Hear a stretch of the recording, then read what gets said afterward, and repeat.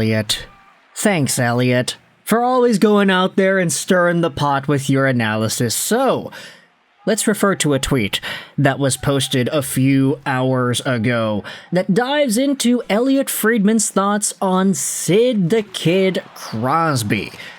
This is what he said about the Crosby rumors on the 32 Thoughts podcast 4 days ago. How it's going to be Crosby's call. I don't think it happens before the Olympics. But after the Olympics, if the Pittsburgh Penguins are out of it, does this happen? Very simple tweet. And that's about it. I don't really think we need to dive too deeply into the psyche there, but the reason I wanted to talk about this is because of some of the varying reports we have seen from different parts of the hockey reporting world. We've had some analysts going out there and saying, yeah, I can't see this happening during the season. I think Frank Saravalli might have said that. If not Saravalli, I think there was somebody else that said similar things. And what exactly is this? What are we talking about here? Of course, this, if you've been paying attention, refers to Sidney Crosby, Pittsburgh Penguins captain, potentially requesting a trade out of the Pens organization. We all understand that he has been legendary, and the only way that Pittsburgh would ever trade this guy is if the guy decides that he wants out himself.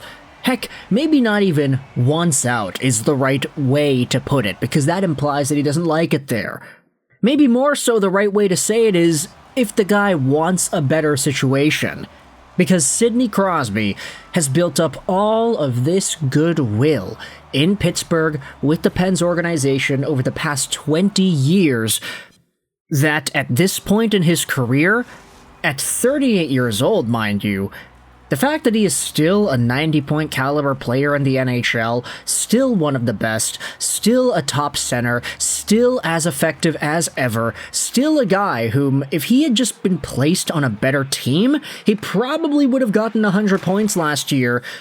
The fact that he is still that good, and the fact that he is playing for the only selling team in the National Hockey League, a selling team that hasn't sold, by the way. They still have Crosby, Malkin, Letang, Carlson. They still have Rust and Raquel and everybody else.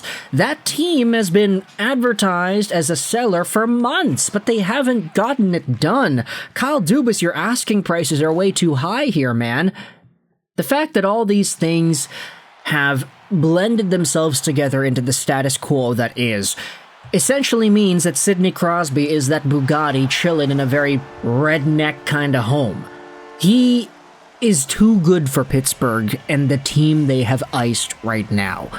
Maybe not for Pittsburgh as a city, because, the community loves him, the organization loves him, everybody in Pennsylvania either loves him or hates him, because, Philadelphia's in Pennsylvania as well. But Crosby, if he were to decide to stay with the Penguins forever, he would. They want him there. He wants to be there, he likes it there, etc. But Friedman speaking out on the Olympic break being the deal here, I think it makes a lot of sense. And I think last year's Four Nations tournament was a similar situation for various players around the league. In particular, I'm thinking about Dylan Larkin and the Americans. Larkin was playing on a Red Wings team that wasn't all too great the most recent season as well. And then he went to the Four Nations, was playing with a super competitive Team USA. Everybody was up to a standard with that American squad. Everybody was really, really good in that American squad. Yes, it's true that Larkin and the Americans ended up losing in the finals to Connor McDavid, but there was that taste of competition and intensity that Dylan Larkin may not have actually experienced in Detroit the past few years. So to see that go down firsthand, it was weird to see Dylan Larkin and his response after the Four Nations face-off and some of the comments that he made in the media, expressing his frustration with how Steve Yzerman didn't add, going over how the team needs to be better, etc., etc. There was this element of frustration there. And I think a lot of Red Wings fans became perturbed by seeing that, saying, hey, wait a minute, is Dylan Larkin, not happy in Detroit? Is there a possibility that he maybe demands out or something like that?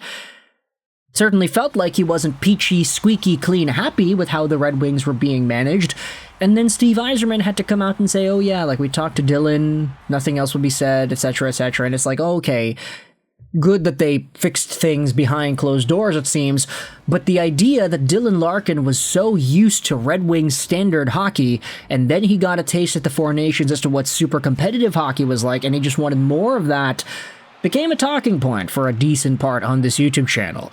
And for Sidney Crosby, Friedman's implying that something similar could happen here. If the Penguins stink, if they're totally out of it by the time the Olympic break comes, if Crosby becomes Captain Canada once again, and if Canada wins Olympic gold, or let's say they fall short, let's say they win Olympic silver, and Sid goes back to Pittsburgh and he's like, damn it, man, like that was just super competitive, shades of 15 years ago in Vancouver, in the 2010 Olympics, except they couldn't get it done in the gold medal game. Now I'm back in Pittsburgh and nothing's really competitive here. What the heck, let's demand a trade to a cup contending team.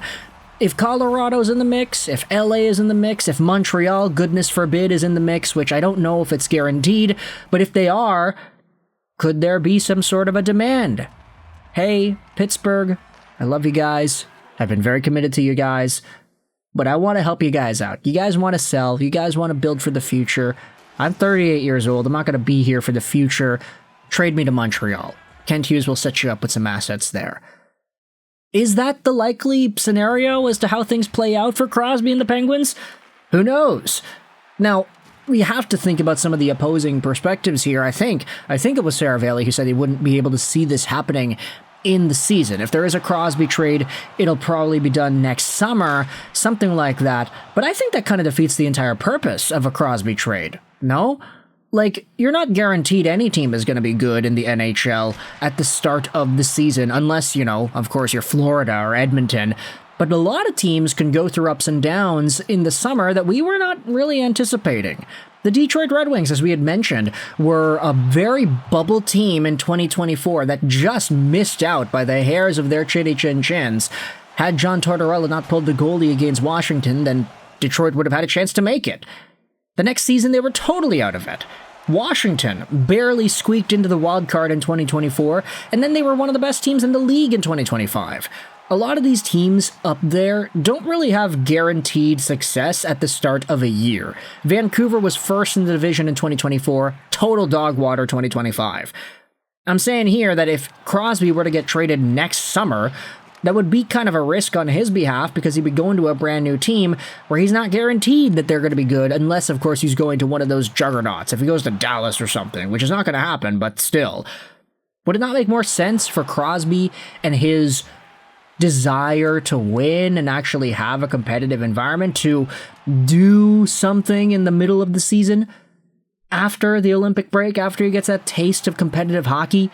Once he's got that drive in him, I have no doubt that Sidney Crosby will be very driven for as long as he continues to play hockey, and I have no doubt that it'll be very good for as long as he continues to play hockey, but would it not make more sense for him to maximize his cup-earning potential if he were to get traded at the trade deadline this upcoming year, sometime after the Olympic break? So with all that in mind, I want you to let me know your thoughts in the comment section below. How do you feel about Sid the Kid Crosby and this situation that is bestowed upon him? What are your thoughts on the latest on Elliotte Friedman's thoughts on Crosby and the timeline of it all? Do you think this guy will be a Pittsburgh Penguin by the end of the 25-26 campaign? Let me know in the comments all your opinions. I hope you enjoyed this video. 99 and bye.